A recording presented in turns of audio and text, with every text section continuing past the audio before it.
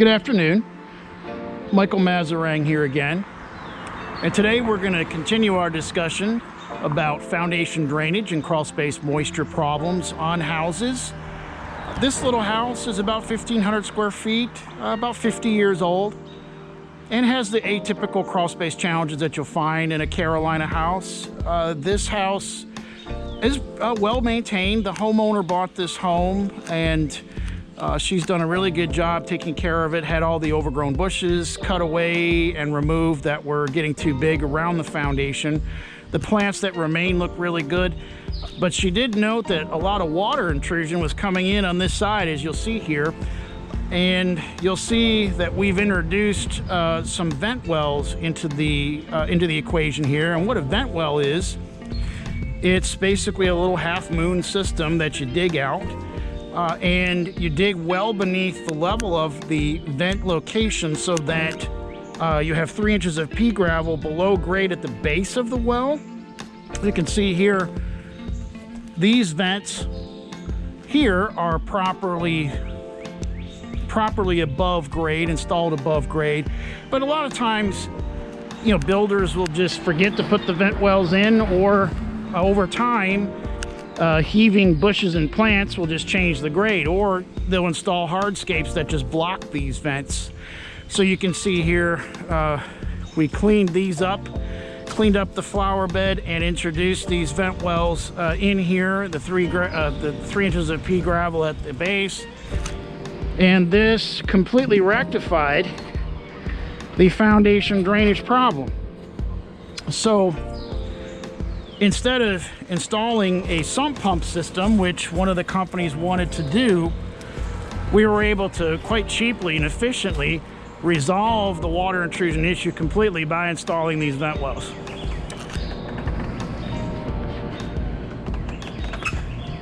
Continuing to walk around this house, you can see at some point we had some stamped concrete added here, which completely blocked off all the foundation vents here on the back side of the house.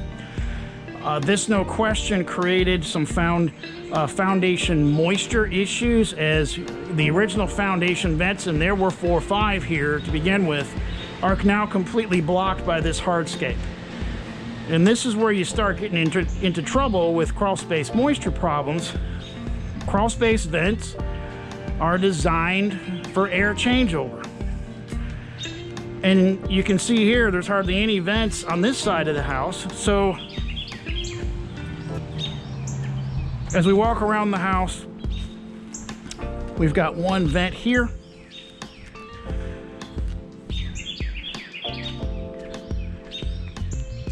And then back here, circling around on the front, we can see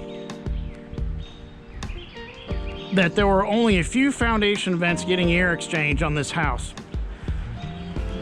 So in addition to our vent wells being installed, we went ahead and did some work inside the crawl space, including remediating some microbial growth from the floor system, as well as adding additional structural support for the floors, as this house had pretty bouncy floors. So I'll go ahead and move over to the crawl space entrance door and get inside, and we'll show some of the things we did inside the crawl space to help control the moisture and to improve the floor performance for this home. Here we are at the crawl space entrance, and we're going to look at some of the work we did inside the crawl space.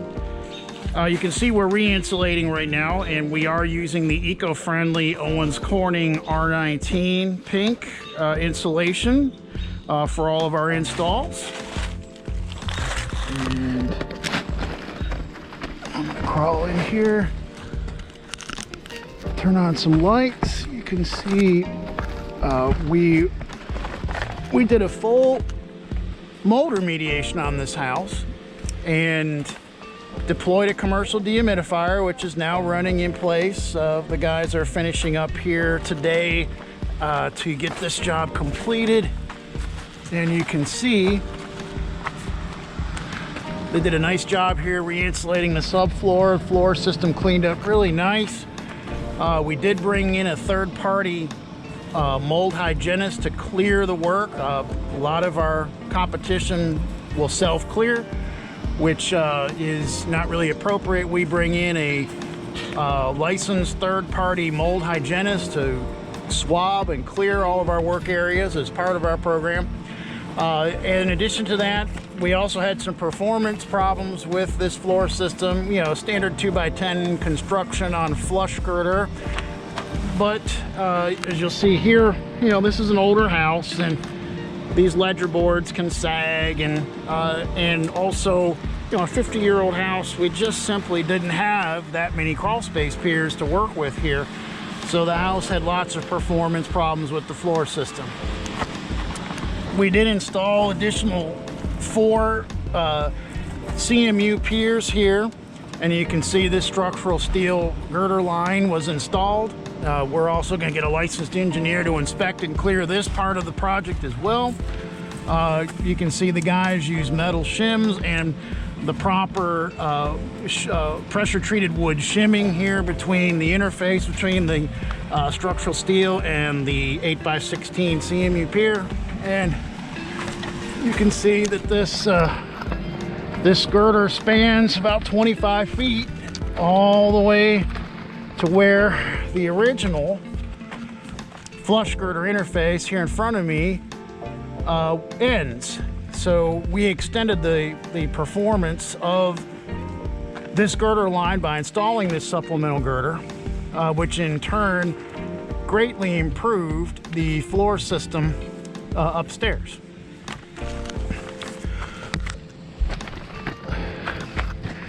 So you can see here how a typical flush girder construction system works. It's a traditionally stick-built house, but these systems, especially on a 40-50-year-old house, they just are spans over 12 feet. Can create a performance bounce in the floor system, as well as if you have, let's say, a countertop or perhaps some heavy furniture upstairs, that can also be a performance challenge with these types of floor systems. So installing a supplemental drop girder support, as we just saw, is a great way to cut spans down and improve the performance of a floor system. In addition to it, we did seal up all the vents on this crawl space and went with a closed system.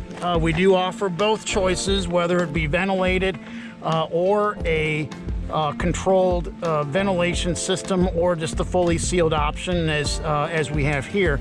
But this crawl space is 100% closed off from the outside air. And you can see here, I'll crawl to one of the vents that was sealed up from the inside with foam board and expandable foam. This has been done in every vent on the house. In addition to installing the vent wells as we did earlier to stop the water intrusion and the deployment of this commercial dehumidifier, which is running today, we will be able to keep the crawl space under control. The unit is set approximately around 68% for long-term use, so that the dehumidifier doesn't run too hard. So this again is, of course, a picture of a basic humidity control crawl space or closed crawl space system with the additional of a supplemental drop girder and some basic foundation drainage improvements. If you have any questions about structural steel drop girders or CMU piers, dehumidifiers, controlled ventilation systems, sealed crawl spaces, vapor barriers, any of those types of things, we certainly, these guys will certainly install any type of product that is on the market today, and we would appreciate a phone call. So again, this is Michael Mazarang. We appreciate you joining us today, and we'll see you on the next one. Have a great day. Take care.